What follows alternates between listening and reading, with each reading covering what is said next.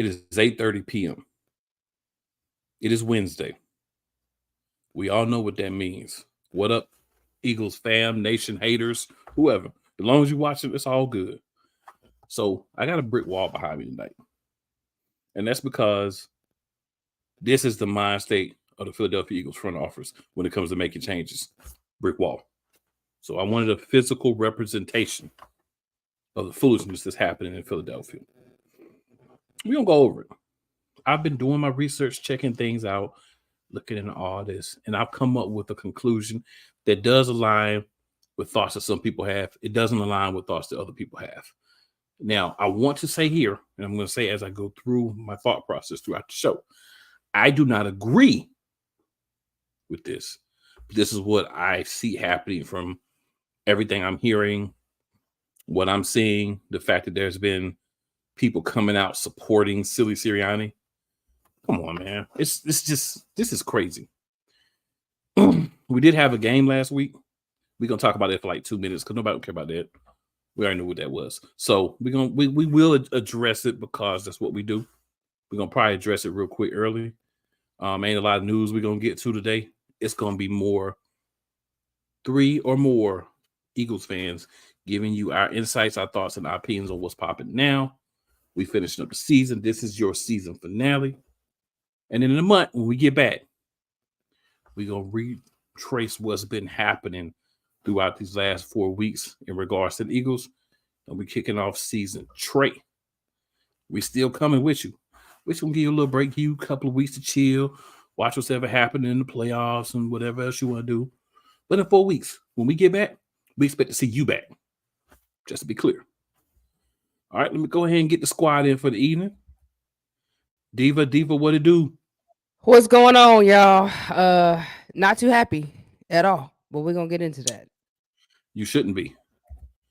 And the man with the master plan, Wyatt, what up, man? What's happening, everybody? You know, it's not feeling good on Wednesday night tonight. So, I mean, consider this episode the eulogy for the Eagles season. It went down in flames. The season went down in flames after week 1. People want to say the season went down in flames after certain things happened, but what I want to clarify, it went down in flames after week 1. When we won that game, and we heard for the first time, we didn't play well, but we won. My concern level started to rise as we won. We saw it here. So this ain't nothing that we just saying now because of the resolution to the season. We got receipts. Go back and watch the shows. They there. What we've been saying is you don't win ugly all season.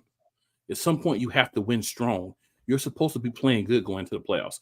Tell you a secret that the Philadelphia Eagles coaching staff or players did not realize. If you're not playing good going into the playoffs, you're not going to play good in the playoffs.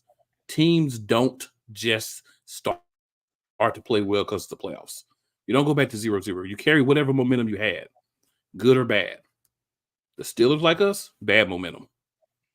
Need we getting everybody else to have bad momentum? Cleveland decided to sit everybody out. Bad momentum. You go into the playoffs, how you finish the regular season. We decided to play around with that. We decided to drop 5 of the last 6 regular season games.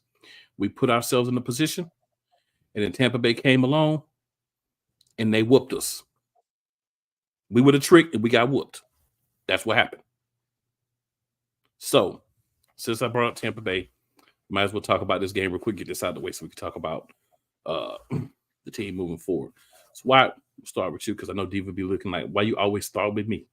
So, we're going to start with Wyatt with this one. Wyatt, any thoughts from the Buccaneers game? What you got? I mean, it's you can go back and watch any of the last 8, 9, 10 episodes of the show, and it's the exact same thing, man. Like we even talked about it last week leading into this game. Like we didn't expect anything to change for those past 7 games to now, and of course it didn't. In fact, it even got worse. I mean, you can kind of say the defense helped them out a little bit. We were able to get some stops with the help of the Buccaneers just not doing their job at certain points and dropping balls. But that offense just looked the worst that it's looked in some time. I mean, they weren't even able to get any third downs. We only got 1 touchdown. They just looked very like they didn't have a game plan. Like, how do you go into the playoffs and not have a game plan? It's the same game plan we've been seeing since week 1, except with even more screens. And that just infuriated me even more. Like, you doing these same wide receiver screens that just aren't working. You refuse to run the ball. You only run the ball like 4 times in that first half. I mean, Swift maybe only got 4 carries in that first half, which is just crazy given what he did against the Buccaneers towards the beginning of the season. That's how we won. We ran down their throats. And we just did not do that at all. It wasn't because we couldn't. It's because they chose not to. Just like all season long, we wasted Swift. And somehow he ended up getting 1,000 yards rushing, somehow being misused. But he could even have had more. He could have took over this game because we needed him to. We didn't have A.J. Brown. We needed somebody else to step up. Goddard's out here dropping passes. Smitty's doing damn near everything he possibly can to help win this game. That was Heisman Smitty out there doing work. And we just didn't even utilize him even more than we should have. We did one slant whenever we were getting blitzed, and he worked, took like 20 yards down the field, didn't do it again the rest of the game. And it's like, once again, we didn't have any solution for the blitzes, even though we knew Bowles was going to send blitzes at Jalen all game long, and they still did nothing to help him out. And yet you still have people out here saying this is more Hurts' fault than the coordinators and coaches, which I just don't understand whatsoever. Did Hurts make some mistakes? Yeah, you're holding on to the ball too long. You're not throwing it away when you should be throwing it away, either taking sacks or taking a safety that should have never happened. And you just other dumb mistakes. Yeah, he didn't throw any like interceptions or anything like that, but it's just other mistakes, like different penalties. You have Gainwell running back 6-7 yards and getting tackled.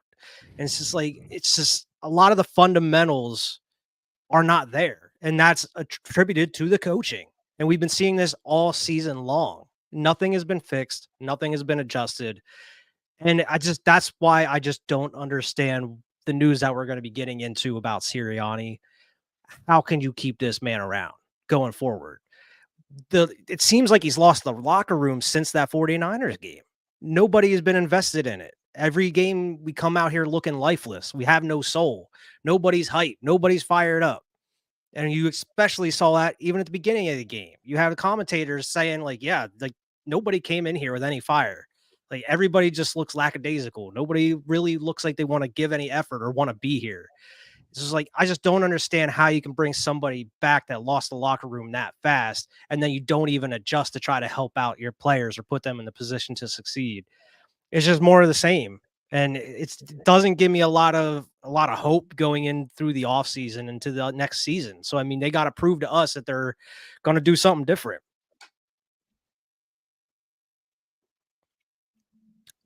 Right, but ain't really too much what's to your say. thoughts on the Buccaneers game? I see why I got a little sidetracked there.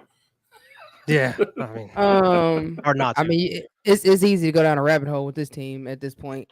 I mean, I already said we weren't gonna beat the Bucks. Your head coach is clueless. He don't know how to coach a JV football team, or a Pee Wee football team. That's your head coach.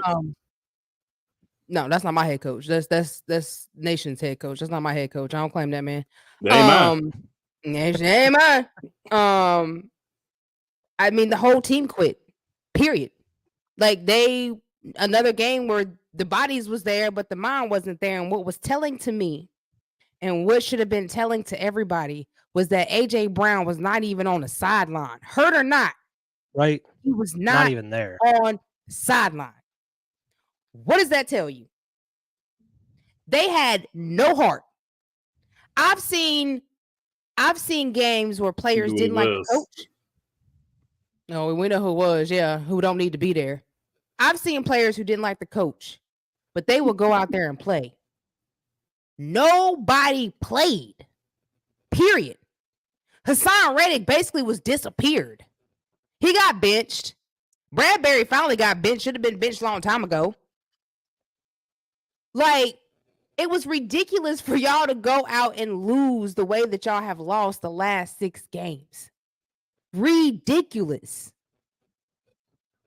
It was just, I stopped watching after the first 20 minutes, and I just kept seeing Hurts getting blitzed, which I said all they're gonna do is blitz us the whole time because we have no answer. And they kept saying, they even told us what they were gonna do.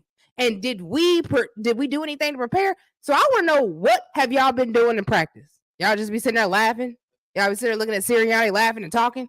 Because you sure wasn't practicing. That's not even practice. I don't know what that was. It was embarrassing. Like, we went from the top to the laughing stock of the NFL. Literally. We look worse than Dak and the Dallas Cowboys. That In game 6 they lost weeks. against the... In 6 weeks. You can't even say nothing about that game they lost to the Packers because they played way better than us in the past 6-7 weeks. Period. So I don't understand any of what the head office... I don't understand their thought process or their logic because it makes no sense. And maybe it's time for us to start boycotting because we're the ones supporting these players is getting paid millions of dollars while we up here having heart attacks, mental health issues, and everything else because of this team. Ridiculous. Yeah. How you gonna have Michael Clay be your best coach this year? Or Jeff Stout. Stoutland. Yeah, just Outland. Yeah. So there's so many ways to go on this, but again, we do about an hour, maybe a little bit over, but we don't go too far. So let's start right here. Let me start here with the Buccaneers game. What was the point in being out there? We should have just forfeited. Mm-hmm. You know, I've never said that as a fan before. We should have just forfeited because we forfeited. We just showed up, put clothes on, got sweaty, got a workout in. Nobody came to play. And I'll say this: Jalen Hurts is definitely at fault, but also you got all these guys out here that are NFL professionals, and you see a quarterback that's getting constantly blitzed. Why isn't anybody saying, "Hey, I'm just going to run across the middle where it's wide open, like when I practice against my own defense and catch the ball"? Smitty did it one time. And while we're on the subject of Smitty, hey, Jalen Hurts, I just want you to know this moving forward. If AJ Brown isn't on the field, there are more receivers out there than Devontae Smith. FYI, because apparently you forgot that in this game. I have never saw a more blatant forcing the ball to a receiver than I saw in this game. If I'm the defense, I don't even care about everybody else. Just make sure you double Devontae Smith. Because this dude ain't going nowhere else with the ball. This is a dude who spread the ball around last year, did all these different things. So you want to talk about coordinators? Absolutely, that's a part of the problem. But I want my quarterback, my $50 million a year quarterback starting next year, I want you to show me that you're going to take us to the promised land. And what you showed me at the end of the year this year, I got questions. And if I don't have questions, I'm not being real. I'm just being a fanboy. You got to show me and the rest of this fan base that you're not going to let a coach screw you where you can't be the player that you need to be for us. You let it happen this year. So for that, you're to blame. Got a lot of talk about, Jalen Hurts, he was audible, so half of those plays was Nick Sirianni falling on the sword for Jalen Hurts. Let's say that's true. Let's say every game, 50% of the plays were called by Jalen Hurts. That's the case. You still suck for the other 50% of the plays. And that's just facts. And I don't believe that happened a lot. I believe that happened a couple of times. And now those apologists for Sirianni on Nicky Tight Pants and so are saying these things to keep him kind of, it's not all Sirianni. Oh, no, it's not all Sirianni. Brian Johnson, Howie Roseman, Jeffrey Lurie, Sean Desai, Matt Patricia, and all, except for Jeff Stoutland, all the offensive and defensive coaching staffs have a problem. Strength and conditioning coach, you don't need no job. Mental wellness coach, you should be up out of there. Anybody that has to do with like fundamentals, these guys tackling all this stuff, you're fired. There needs to be a whole lot of guys on this staff outside just the people I named that need to go because none of you did your job. And if I don't do my job, I don't keep a job. Even if you don't do your job, you don't keep a job. Everybody watching, if you don't do your job, you don't keep a job. Why? You don't do your job, you don't keep a job. How you going to keep a job and not doing his job? Crazy, right? But before I get deeper down the rabbit hole, got a few comments. So Sam says, what's up, guys? What up, Sam? What up, Sam? It'd be nice to see you up here sometime, sir. Just throwing it out there.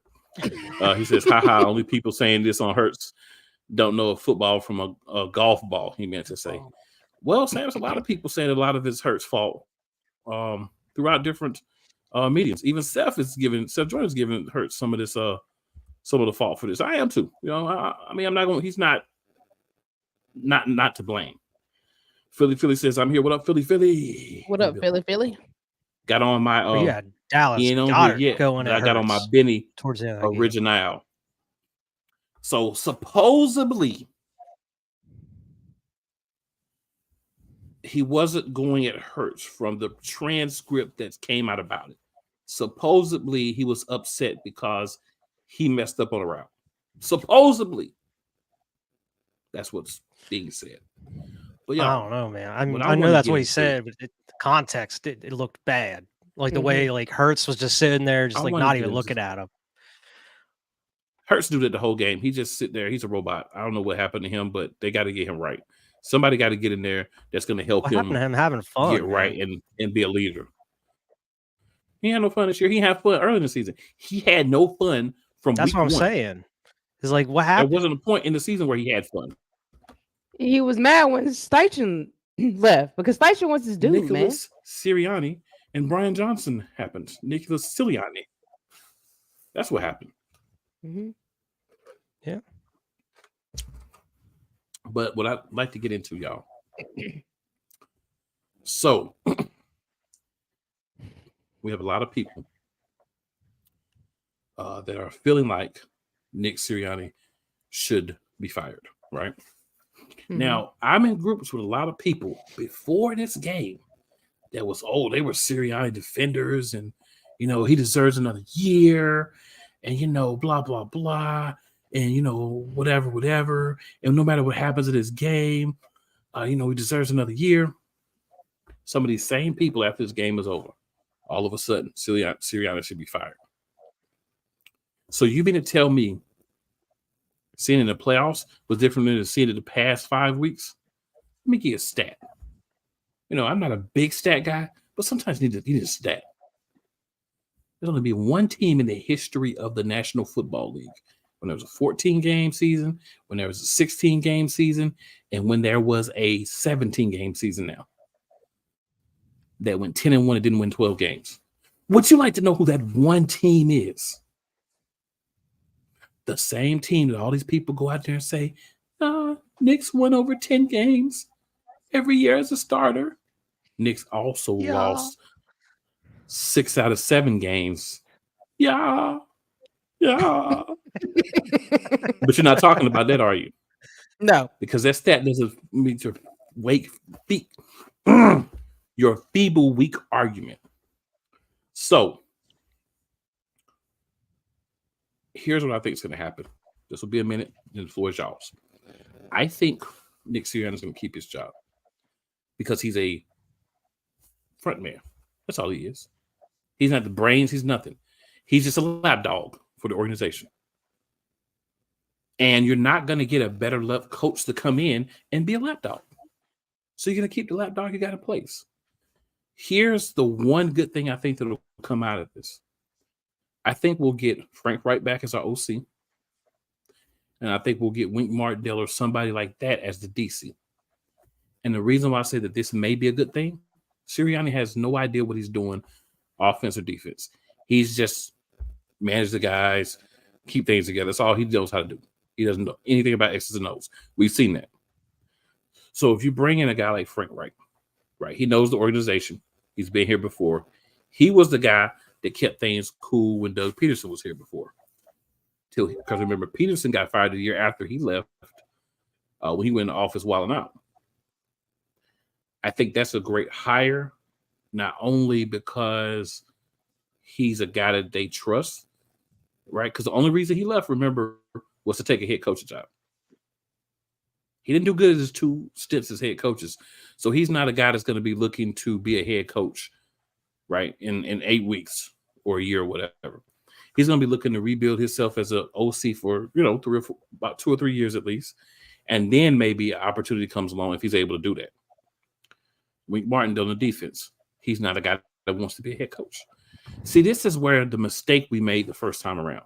And this mistake was made by Howie and Jeffrey because 80% of the staff was already in place when Sirianni was hired his first year.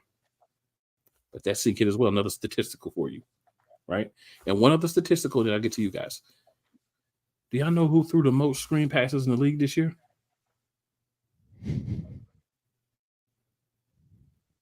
And I'm going to leave it to y'all to give the specific stats on that because I don't want to be that guy. But just know we threw the most, and it was for negative yards. Diva, what are your thoughts?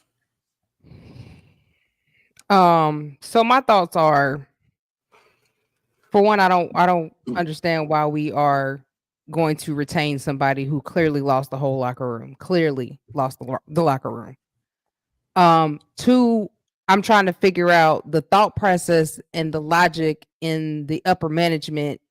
If you knew back in 2021 that this man was not a play caller, why would you then allow him to pick his own staff instead of saying, no, we're going to pick the OC, we're going to pick the DC. We just came off the Super Bowl. We got all this talent. We need to fill some holes. We're going right back. Why would you let us have this epic, and I mean epic, this is worse than Chip Kelly era meltdown, to go and then say, oh, we're going to retain Sirianni, but we're going to go find OCs and D. You should have did that this year. That should have been done this year. Why would you let us have this epic meltdown and be the laughingstock of the NFL before you say, oh, well, he don't know what he's doing? You knew that in 2021. That's why you went and got Steichen. And a little FYI, Richie was the one that suggested Steichen. And I think Lori or Howie was the one that got Gannon. But you knew these things. But then you still let this man go and pick his own OCs and DC when you wouldn't even let Doug Peterson do that. He got fired because he wanted to do that. Question for you, though. Give you a different perspective. Did he pick his OC in DC? Or were they picked for him by the organization? The organization just did a piss poor job. Listen, I mean, I know the organization really don't know how to pick people, but I seriously doubt if they would be like, oh, yeah, well, we're going to elevate Brian Johnson. I don't think so. I honestly don't. I think they let Nick take the role because of what he just came off of, instead of them giving credit to the coordinators that took us where we were. They felt like, oh, well, Nick's had this back-to-back winning season. He's done this, he's done that. And they're like, okay, well, we'll let you try it. So they let him try it. And look what happened.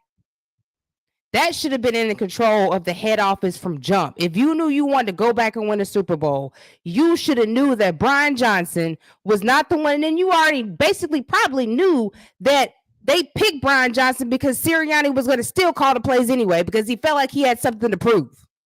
He wanted to make it seem like that was him doing everything and not Steichen and Gannon. If you go look at our numbers from last year and this year, we are almost dead last in everything from where we were last year. So no, I don't think that the head office went and picked them two. I don't. Because if that's the case, then they're even more competent than what we think, and we need to start boycotting. Because that don't even make sense. Period. He was a QB coach. And you still can't even blame everything on BJ, because watch, BJ might go somewhere else and be able to call a decent play calling because he's actually being able to do what he want to do and not what Sirianni want him to do. So we really still don't know who BJ is. He got all this heat because silly Sirianni up here trying to call everything and have his hands on everything like he's this head coach guru, and he don't even know how to coach a peewee team. So no, I don't think so. I think they gave the keys to Nick like they did to Chip, and this is their end result. Now you want to say, oh, well, we're going to keep him, and then we're going to go find an OC and a DC. You should have did that this year. We would have been right back where we were. We wouldn't be looking like we looking now. You wouldn't have lost your whole. Now, what if players don't want to come back and play for Sirianni, even though he's not going to be in control of the offense? They could have lost. I think they lost all respect for him, period. What if Kelce be like, what if he wanted to come back for one more year, and because you say you retaining Sirianni, he don't want to come back? I'm listening to people like Lane Johnson, and Lane Johnson told the truth because people in that locker room ain't telling the truth, but he did. He said, we ain't do nothing to fix nothing. So that tells you a lot right there. I don't want to hear nothing about no Fletcher Cox, what he got to say, because he might not even be back next year. So why are you even talking? Kelce, I love you. Fletcher Cox will be back. He just made sure he was going to be back because he went out there and did what he was told to do. Well, listen, if he choose not to go back, if he choose not to come back and somebody give him more money, he want to go somewhere else for another year, still. Right now. That makes no sense. And to your question, we ran 690 screen passes for a negative 26 yards. 690. We took out the RPO because, we got to protect Jalen. We took out the middle of the field passes because you wanted to do down the field to either AJ or Devontae because you felt like, they're talented. They're going to go and make a play any and every time. See what happened with that. And you basically got rid of Goddard because you ain't really throw to him at all. Now on to Jalen. I'm hearing that some of your players don't like the fact that you're not a leader off the field. That you're not a leader in the locker room. That you sit there and give these same robotic answers when people are coming to you asking you questions. Instead of you standing up and saying, nah, man, this ain't working. We got to try something else. You just sitting there going along with it and everybody looking at you like you trash. When we know you're not. But you have regressed so bad. And the fact that you can't read defense, that's on you, bro. Because you are smart and you have a high IQ. So there's no reason why you should be running backpack. How do you get a safety at the 14-yard line? You got, bruh. How you even get back that far? Why are you backpedaling that far back instead of rolling out the pocket and going this way, left or right, or in the middle? That's on you. Yeah, they didn't scheme no plays for you, but it's still on you. Everybody had the film from last year. Nobody watched film. Nobody practiced. Nobody did anything. They just sat there all week. We've been winning games. So we're just going to keep doing what we're doing. Like you silly head coach. I blame Jeff Lurie and I blame Howie. And Howie needs to go because if you really look at the Philadelphia Eagles and look at our defense, we never, ever develop any players. They go elsewhere and they ball out. They in Philly, they look like trash. You plug and pick and plug your linebackers in there who are garbage. Then everybody catching heat like Jordan Davis, Jaden Collar, because they played, 80% of the snaps this year because they ain't had no depth. So now they calling them trash, especially Jordan Davis, and I'm tired of hearing that. I'm tired of hearing everybody worried about Jordan Davis. My man played way more snaps than he's used to playing. So what do you expect him to do? He was tired. I don't understand. Anyway, I'm done. Wyatt, go ahead, because I keep going. Go ahead, Wyatt. No, you good. You made a lot of valid points. Totally agree with you. The only way I could see with Sirianni coming back, the only way I'm happy if he comes back is if he is only the head coach. This dude should have no control over the offense, over the play calling, none of that. Leave that to the offensive, defensive coordinators. Dude should have no control over any of that. Just let him be the head coach. Be that rah dude. But the reason I have an issue with that is the one main thing is being a head coach. You got to be able to lead your team through adversity. And through easily the worst time in Nick Sirianni's tenure here with the Philadelphia Eagles over those last 9 games or so, look what he did. He did absolutely nothing. And you don't want to see that out of a head coach. You lost your locker room. He did absolutely nothing.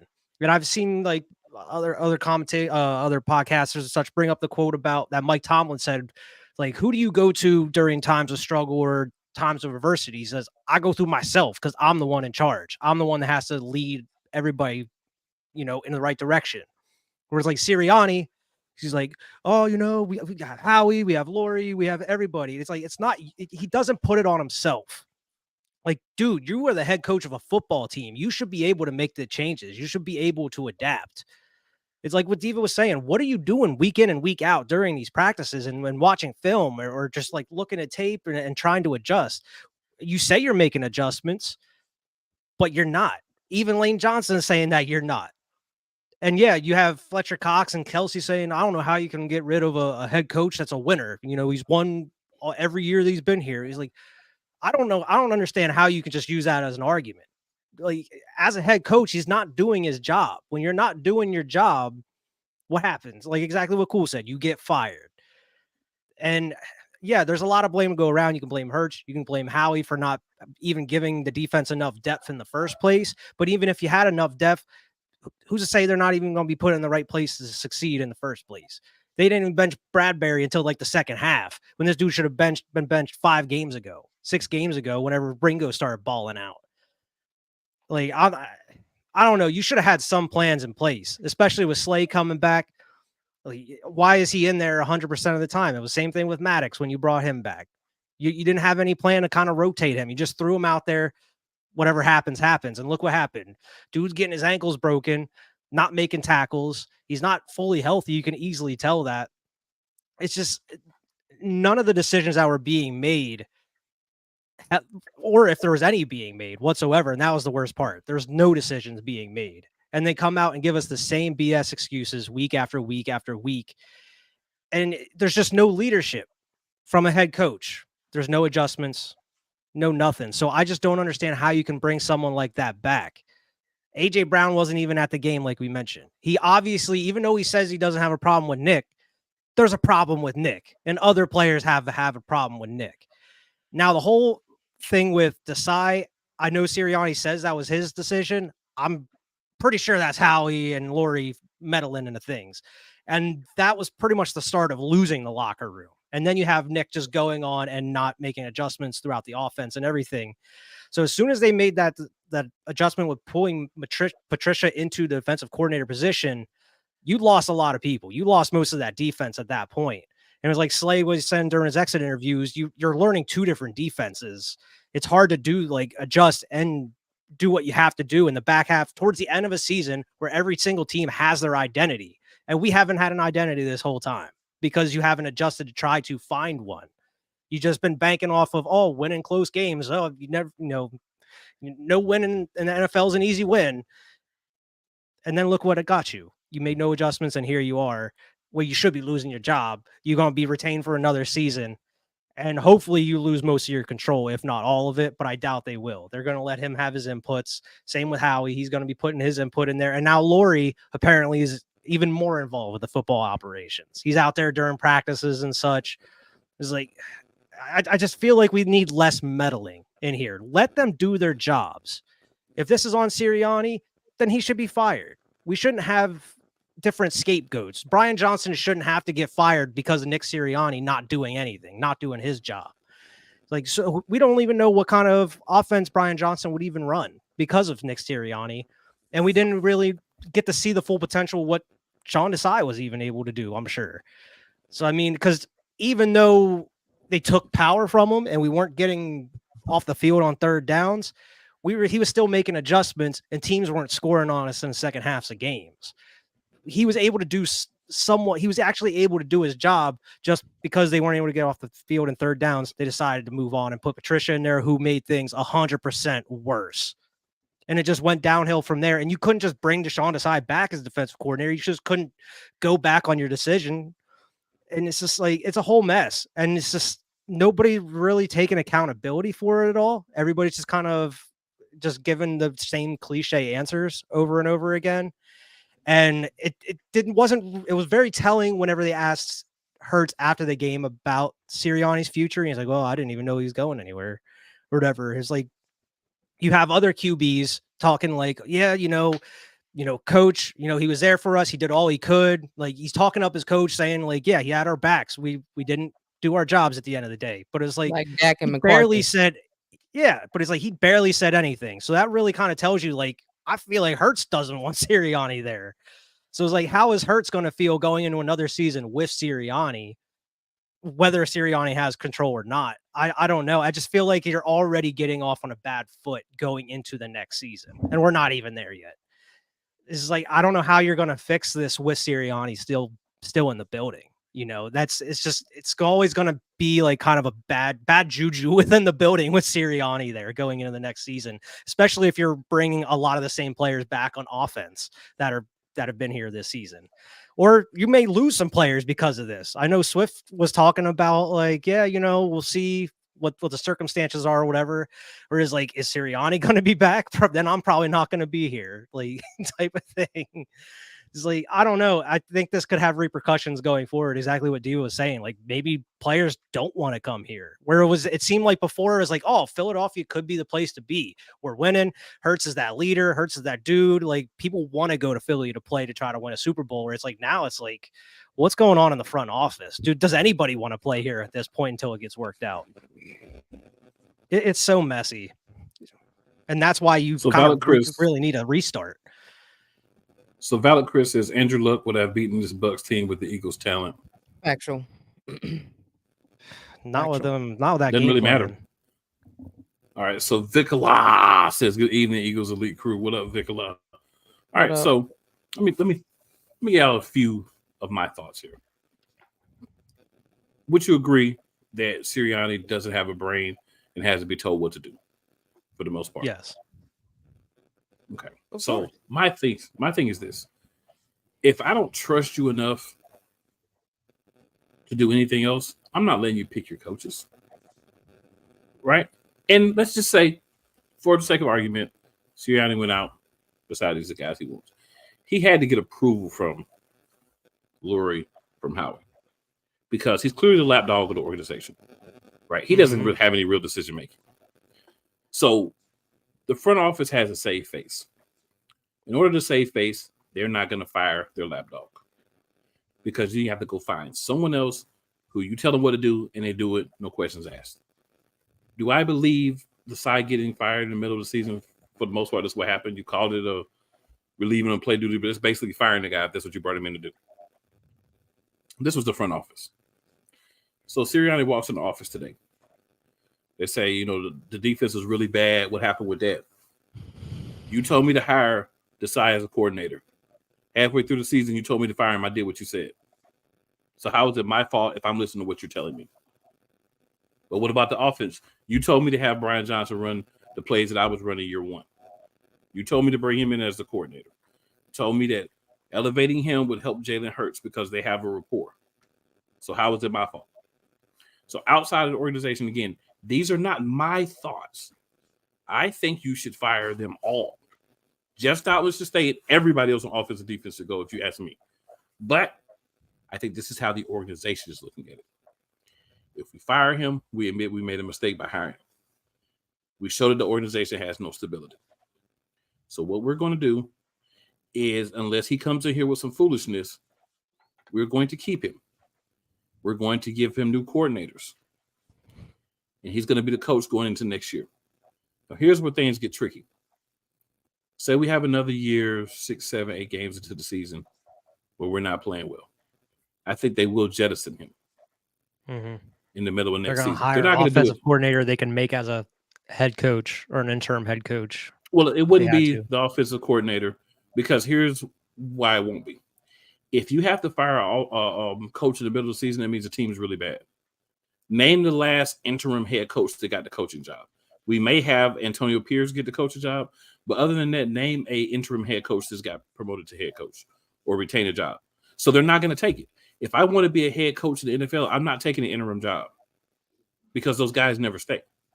I'd rather continue to coach in my position. When the season's over, you can get rid of me and I can go find me a job. So what I think is going to happen is they're going to elevate somebody from the staff, of course, but it won't be like a coordinator. It would be like a offensive assistant or something.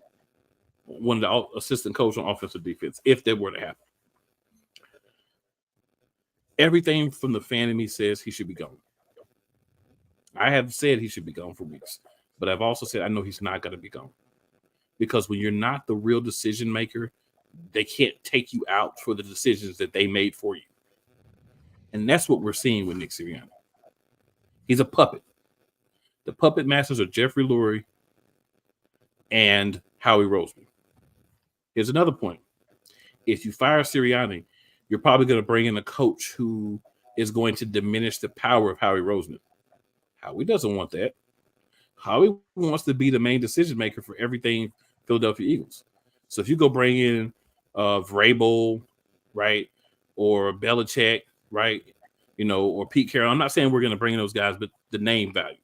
Oh, we're These never are going guys who are never going to do no. that. I understand that we're not, but I'm saying the name value. These are guys who are going to say, "I've been a head coach.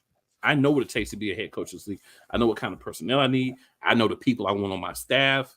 All those things." Philadelphia doesn't work that way. Nope. No. They want you Never to come hired a in, head coach. right? Yeah. They want you to Someone come unproven. in as an unproven person and do what they tell you to do. Mhm. So Mhm. that's why Sirianni's not leaving, because then you're just starting over and you have to train another lapdog. Literally, we could talk for 3 hours about X's and O's and this and that and whatever. The fact of the matter boils down to Nick Sirianni's a lapdog for Howie Roseman and for Jeffrey Lurie. And Jeffrey Lurie is like, well, Howie, what you want to do? Because if we get rid of him and bring in another coach, we're going to get somebody with experience that can help, because it doesn't seem like you know what you're doing on your side all the way either. So Howie's like, no, I got it. We just keep him. We'll get the right coordinators, and we'll be just like we were last year, boss. Because remember, whatever Howie Roseman got on Jeffrey Lurie, it might not be enough to continue to keep him there if we're not better. Yeah. So I think locker room dynamics, y'all are 100% correct, but the front office don't care about that. And the fact of the matter is, that's why Nick Sirianni is going to be back as a coach next year. It hasn't been officially announced yet, but these Fletcher Cox videos, this video from from Jason Kelce, these are the proof. Diana Rossini report. This is things coming out early and saying, hey, we're preparing the road so that y'all understand you're going to have Nikki Tight Pants as your coach again next year. I think eventually all this is going to come back to bite them, their whole philosophy, because it's stupid. I think eventually people are not going to even want to play for Philadelphia, period. Howie Roseman does not know how to fix a defense, period. Well, here's the thing. I'm not going to argue if he does or not, but I'm going to say this. There was only so much money to go to fixing the defense this past year. We addressed some things in the draft, but people weren't used correctly. I said it all along. I think letting Kaiser White walk away was a very bad move for the organization, and it proved to be. Because he was a guy who could cover and tackle at the linebacker position. So if we have a healthy Nakobe Dean and Kaiser White playing the two linebacker positions, I think this team looks a lot better because we don't have that donut hole in the middle. But we didn't do that. That's a mistake, right? There were mistakes made on offense too, because we kept Quez Watkins. We went out and we traded something for Albert O, who ended up being a piece of dumpster fire trash. I mean, we didn't need another tight end. You paid Rashard Penny a salary. That could have been money because you didn't use him. I mean, they paid him like $1 million. They only paid him like $1 million. Use Kenny Gainwell more than you should have used Swift. Gainwell made more than Penny did. I think there were a lot of issues, and I think how we making decisions on who's going to play and who's not, which we have a lapdog, you do things like that. How we say no, these guys are playing this week, these guys are not. That's a problem. But can you hand those things over to a guy who doesn't know what he's doing? So that's why I say they want a certain type of head coach.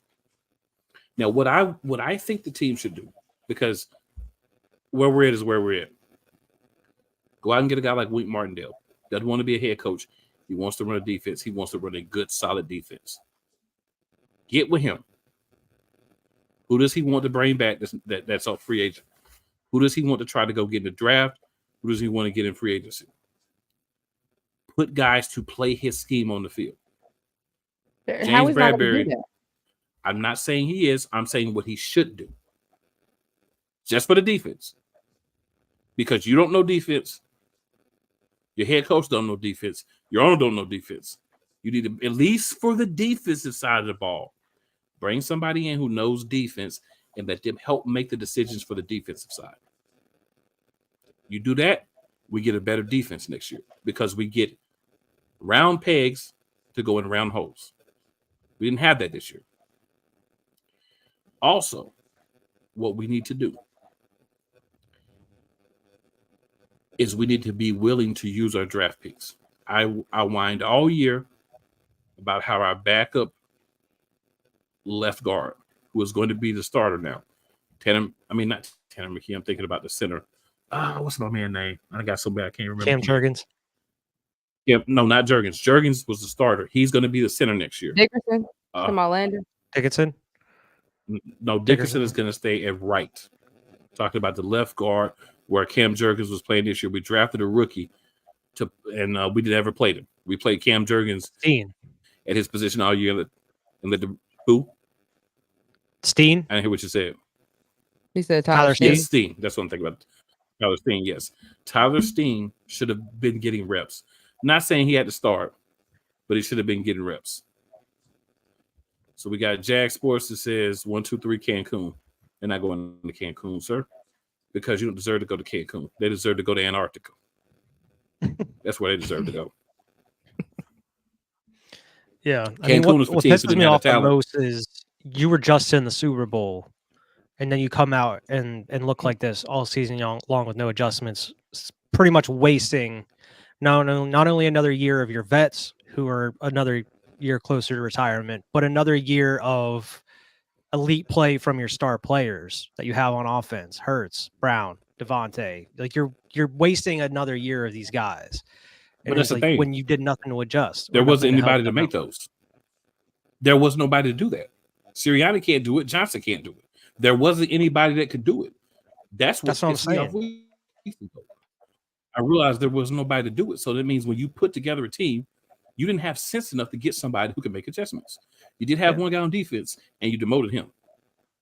You put the defense in a position where they had to go back and try to learn another system, and nobody knew they were supposed to be at in a critical part of the season where the defense got torched. Got dudes running into each other. But we're not talking about it. We're not talking like a Scooby-Doo cartoon out here. We're talking about Jalen Hurts and what Jalen Hurts didn't do. We're not talking about the fact that we didn't run the ball anywhere near enough to what we should have. We're not talking about the fact that we took a guy that should be a third down back at best, and try to make him into a number 2 back. He'll probably try to make him the number 1 back next year because I doubt DeAndre Swift is going to come back and deal with this trash again next year. Yeah. I doubt if they want to pay. So what we're going to do at running back? Well, no, I don't know. Get a lot. We don't never pay running backs a lot. Yeah. I mean, we don't ever. About $5 million a year anyway. Nobody does now, so I mean, you get about $5 million a year anyway. But I don't think he's even. They're not even gonna pay him that though. I mean, it don't matter because I don't think he want to come back anyway. I mean, he had 1,000-yard season, but you got underused. You go put him on a team that's actually going to run the ball.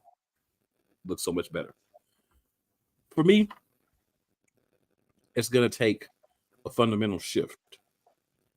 They're going to have to do what we did back in the Jim Johnson days and stuff on the defensive side of the ball. Stop trying to tell him how to play. Go get a guy that you like the system that he has. Let him run the defense. A guy that can develop his players. You do that by getting a guy that doesn't want to be a head coach. That's not their philosophy. It's bend, don't break. We understand that that's not their, we understand that that's not their philosophy, but the philosophy is bad. So what I'm saying is if you want to fix the team, this is what you need to do.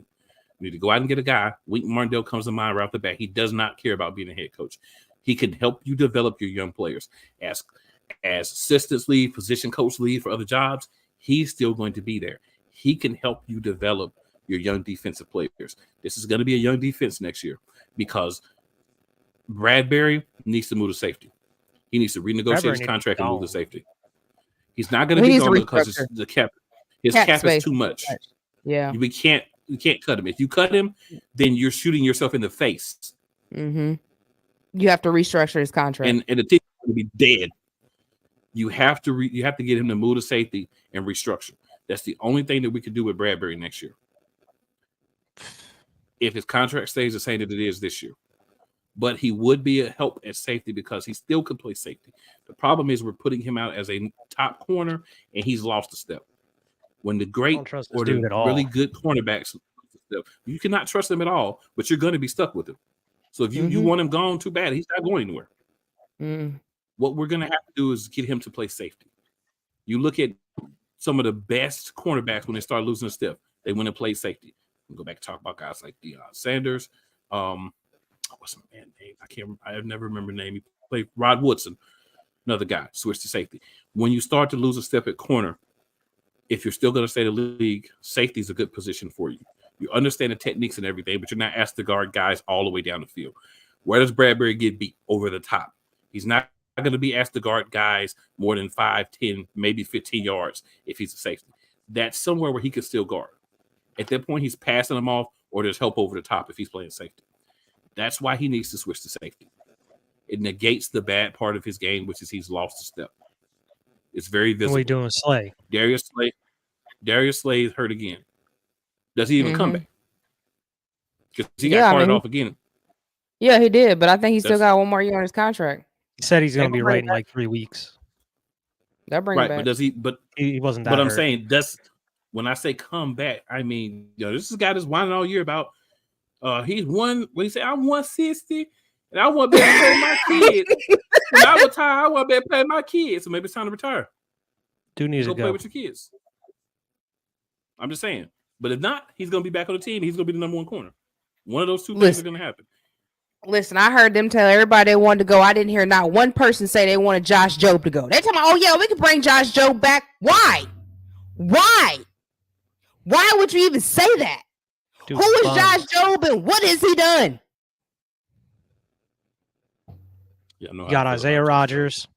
Let him be the dude. We don't know what he looks like after a year, but you got him. You got Ricks. You got Ringo. You got to mix those guys in. Even if you keep Slay, Ricks, Ringo, Rodgers, you got to mix them in. Move Bradbury to safety. Have those 4 guys be your 2 corners and your 2 backups. Let them fight out in camp to figure out who's who. Is Rodgers a nickel? No. I thought he was. Mm-mm. No, he's not a nickel, sir. So Maddox is a backup plan for Maddox. Of course, we have a backup plan for Maddox. Why would we do that? He need to go. Why would we have a backup plan for a guy that's already hurt? Why would we do that? So what we're going to have to do is go into the draft and look at positions of need. I don't know if we're going to do this, but this is what we need to do.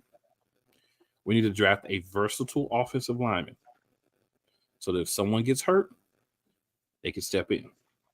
We need to draft 2 more defensive linemen. They don't have to be first-round picks, but 2 more, a tackle and a defensive tackle and somebody to play nose guard with Jordan Davis so that he can have a rotational piece. Right. To be there with him.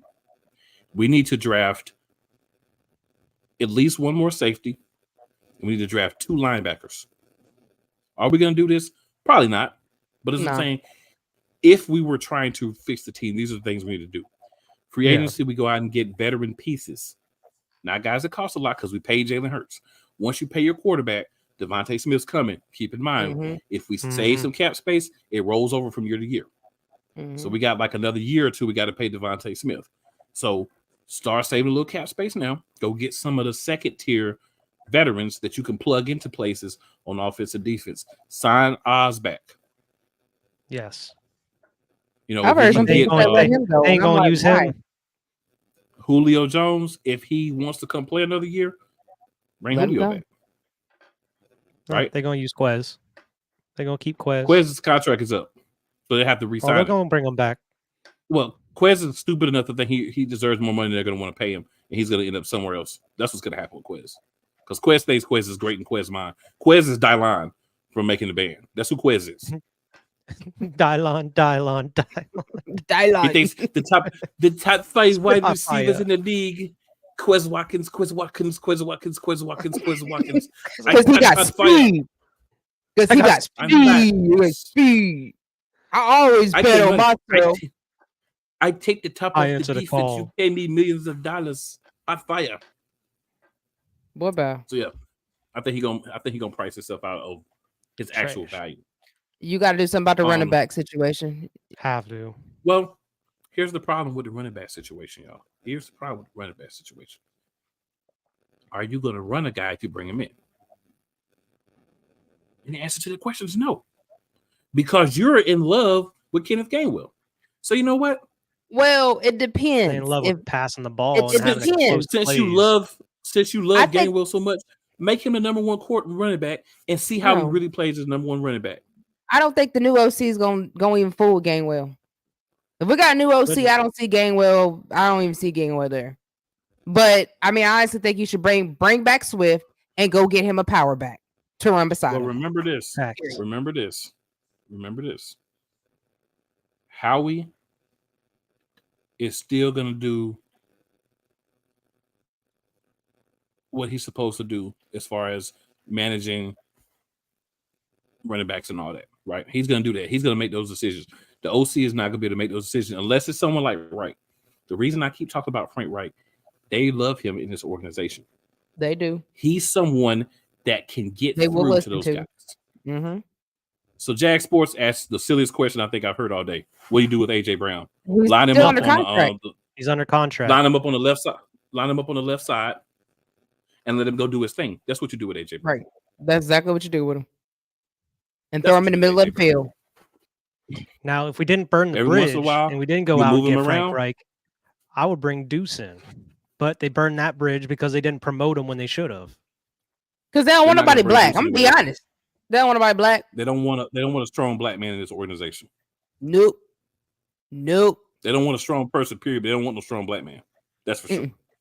Mm-hmm. That's why when That's Seth why Jordan Brian reached Flores- out, That's why Brian Flores is not the DC because they don't want no strong black man. You can have and a black that's why man, but he got to be spineless like Brian Johnson. right, and that's why when Seth Jordan reached out, they told him they weren't interested because he's very opinionated and strong-minded. Facts. That's right. They don't That blew want my him. mind whenever he said that. Like, they said, nope, we're not interested. Like, bro, I don't You know understand. why? Because That they dude's keep spitting this facts every single week. bend but don't break defense. That's their new philosophy. That changed once Jim Johnson died. It's bullshit. It's I just not wanna gonna hit him say- in the head. We have to say this before the show's over. We have to Or say who we this. thought they were. And that's why we took the damn field. Now, if you want to crown them, then crown their ass. But they are who we thought they were. And we let them off the hook. Thanks, Coach. Shit, we didn't even take the field this week. You hear And me? also- It was just bodies out there. The Bucks were begging us to And win also- at one point. They're like, it's all yours. You want to take Also- this? Go ahead. For like 2 quarters, they were waiting for us also, to do I something. feel like keeping Nick Sirianni is not cool. I spit in the face of people who don't want to be cool. Oh, It's sad in Philadelphia right And now. as far y'all. as people pissed. the owners, the players, other coaches, maybe even free agents, I think this is how they right now, depending on how things shake out, how they feel about the duo of Stilly Sirianni and Howie Roseman. Cannot play with him. Cannot win with him. Cannot coach with him. Can't do it. They do it. Can't They do do it. it. Can't do And it. if we don't make I don't big know. changes, if we don't make big changes in the offseason, this is the conversation we're gonna be having around this time next year. What's that? Playoffs? Don't talk about it. Playoffs? You kidding me? Playoffs? I just hope we can win a game. This will be last. So, huh? What's that? Right. That's how I felt the last the first 7 weeks start- of the season. Just Oh, playoffs. We just need to win a game. And the first thought I had when they told me, or when I figured out that Sirianni was not going anywhere,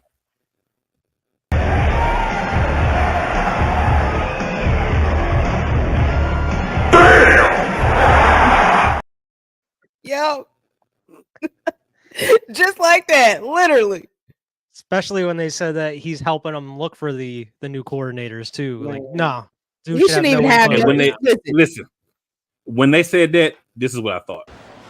Tell me he didn't just say that. That's how I was looking at that tweet. Just like, no way. Tell He me should have they been in the didn't say closet that. somewhere. Him and Howie. Put them in the closet, man. Lock them in there. I would love to have been a fly on the wall in that room during those exit meetings between Lori and Sirianni today. Like, what was said? What did I bet Sirianni you say? Jalen didn't help. for their job? Bet you Jalen didn't help because he's not a leader. He's not gonna speak up and say anything. Well, the way that the meetings go, is the players meet with their position coach. Then they meet with the head coach. Excuse me. And the head coach meets with all the position coaches. Then the head coach goes and meets with the owner and the GM. This happens to every team. Well, in Philadelphia, they said that they have an all-team meeting, then they have a defensive meeting, an offensive meeting, and then they have a positional meeting, and then they have one-on-one. I don't care about the. And then that's when they have the all meeting. That's just garbage. Nothing's Well, happening in those all together meetings. Those I understand. I mean, everybody does. telling Yeah, everybody does You those know, pieces, but those extra. pieces ain't really like. Yeah, they're not like the. Well, everybody does those pieces, but they're not really like the one-on-ones. So when you get into the actual one-on-ones, which are the exit meetings, right? You have this thing we talk to the whole offense, the whole defense, but the exit meetings themselves, where you actually get into the nitty-gritty. Because at the end of the day, on any team, you're not going to hear the truth when you're all together. You know, a lot of people said Jalen Hurts, you know, he ain't really like taking responsibility. He more like throwing stuff off on other people, self-preservation. Maybe he is. Maybe he's not. I mean, I really don't care at this point, because at the end of the day, this team is so bad that I wouldn't fault him or begrudge him for going either way. Well, either way, it looked like they had his back, because that's why he's still there. You had the report that came out on game day about he went to the coaches during the season about changing the offense, and they just straight up declined it. They just wanted to keep going with what they were doing. Right. So I mean, at what point knew what was working wasn't working?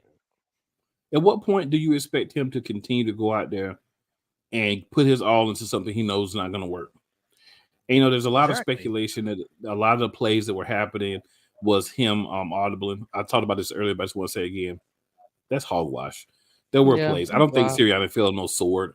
I think it was Sirianni's stupid play, and they just said that he took the L for them because that's what the organization told him to say. Yeah, basically. Personally.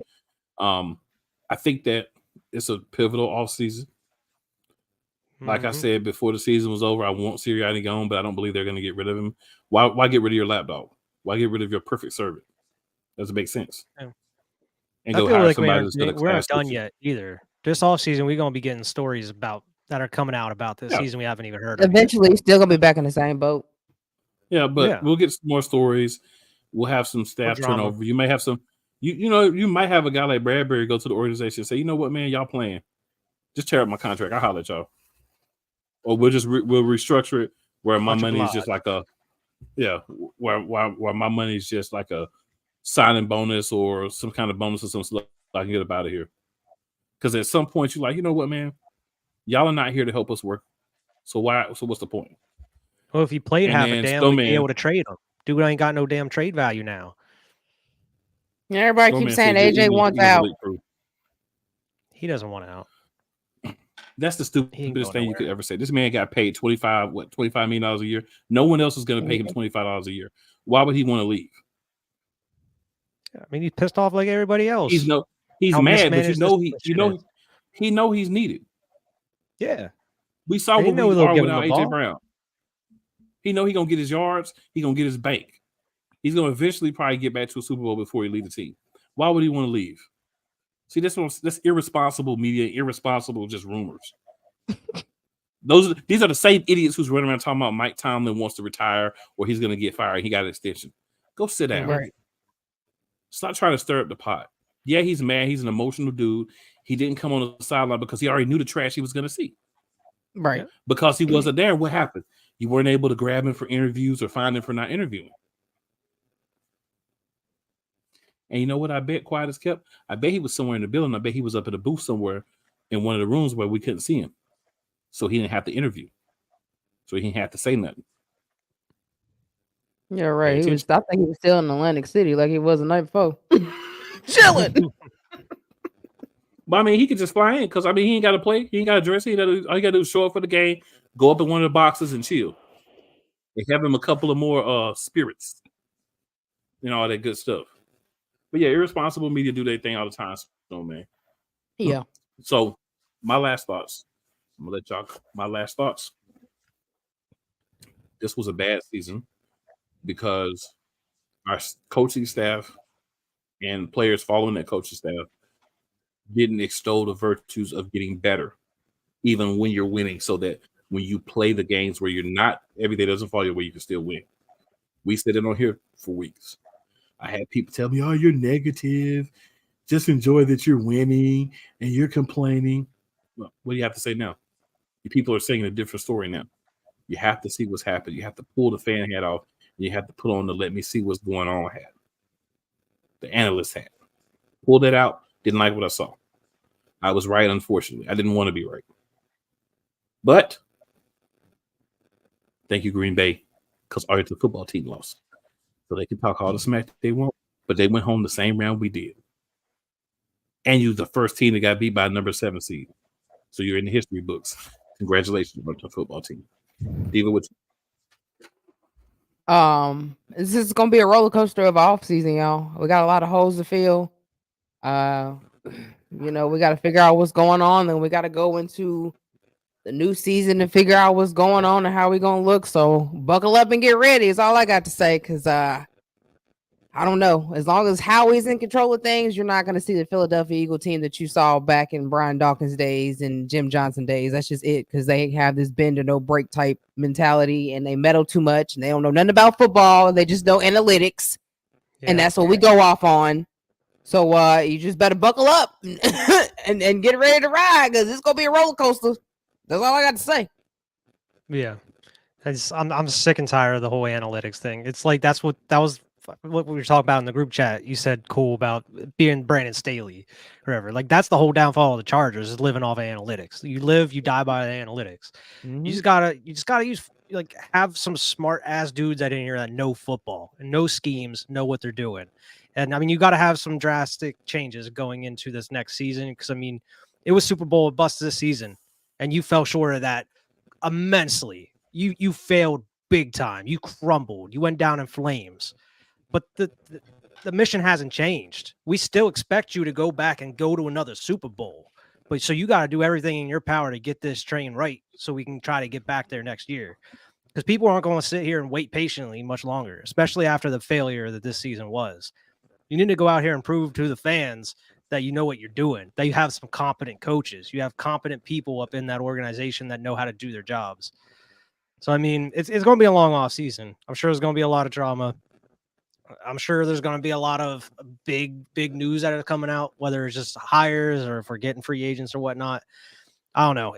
I'm ready to enjoy this off season after these last 8 weeks or so. This has been just brutal. Terrible. This has been brutal. This is the most brutal stuff out of the Philadelphia Eagles organization in like 3 years or 4 years now. I mean, it doesn't sound like a long time, but with everything we've seen, like with the Super Bowl and all that, this has been Kelly heavy. days.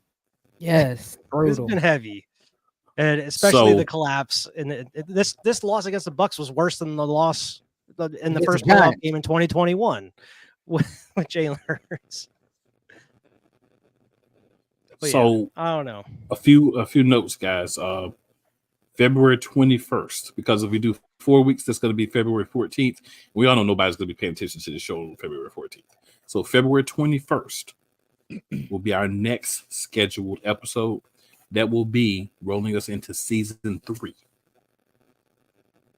Big things popping. We'll be back for season 3, February 21st.